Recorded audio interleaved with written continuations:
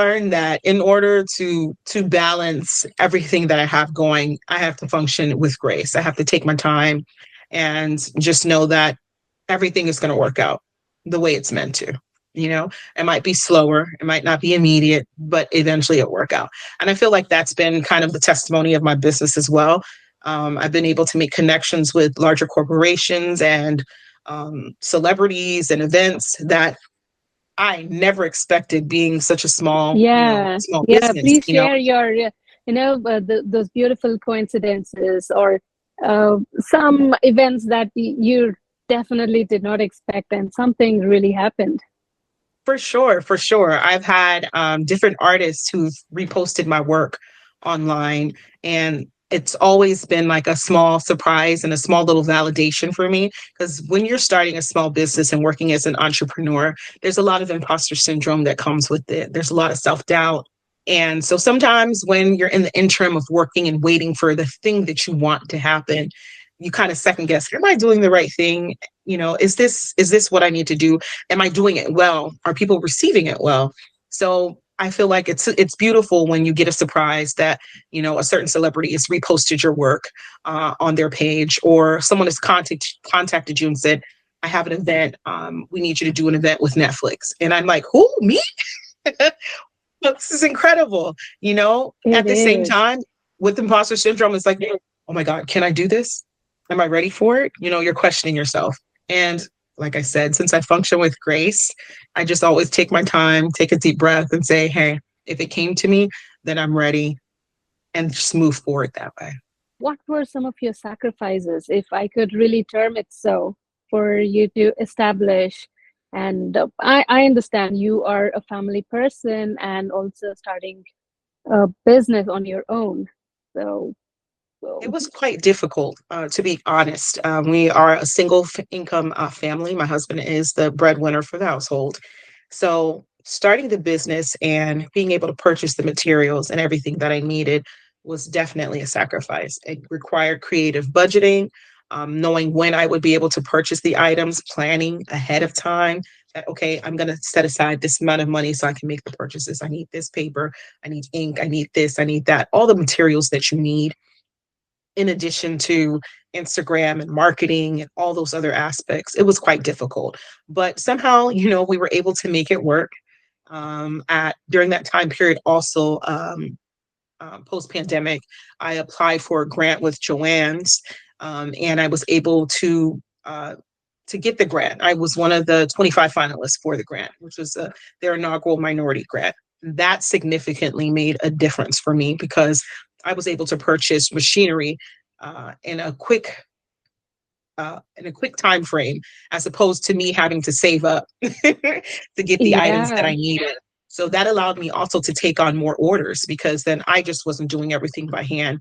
I had a Cricut and I had a silhouette, so I could take on multiple orders if I had larger orders, and I could run the machine and it did most of the cutting. And then I just had to focus on shaping and color.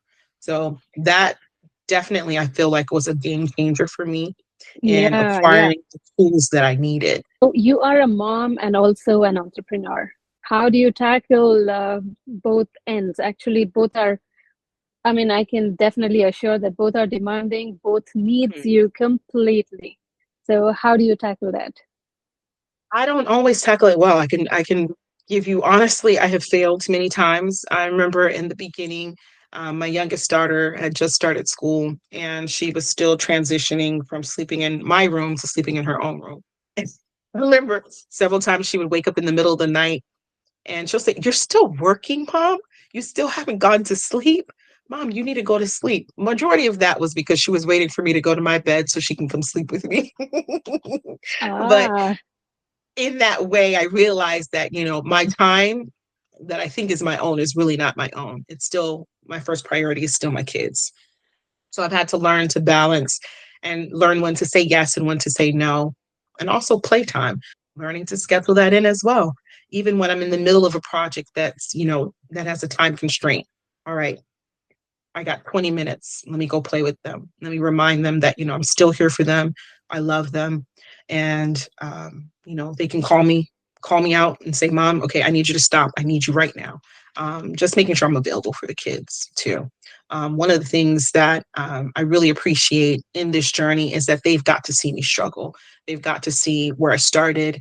They've gotten to see where I've gone, the invitations that I've had, and the things that I've done, which is encouraging for them to know that you can start small, you can struggle through, you can fail, but as long as you don't give up and you continue to persevere, you'll get to where you want to be.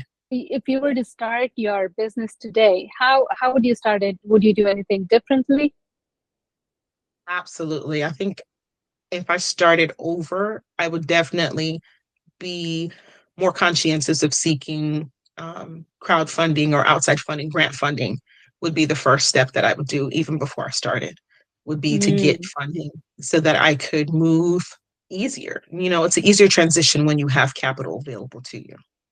correct. Yeah. You know, it Time is one aside, thing, your talent is another. But for those two to come into picture or come into action, you need the money factor. you need capital. So I feel like a lot of times a lot of the slow growth that I had has to do with not having the capital and the funding when I need it, when I'm trying to create something, if I need to have a photo shoot, all these things require having, liquid assets available, So, and just like purchasing equipment, there are certain things that I wanted to do earlier on that I couldn't. So I'm always so thankful and so grateful for the Joanne's grant because honestly, it really helped me get the things that I really needed to learn. So if I had to do it all over again, definitely funding ahead of the game would be the primary focus, Mm, and getting help, asking for help. That was another thing. In the beginning, I would rack my head and break my head trying to figure out how to do all these things by myself.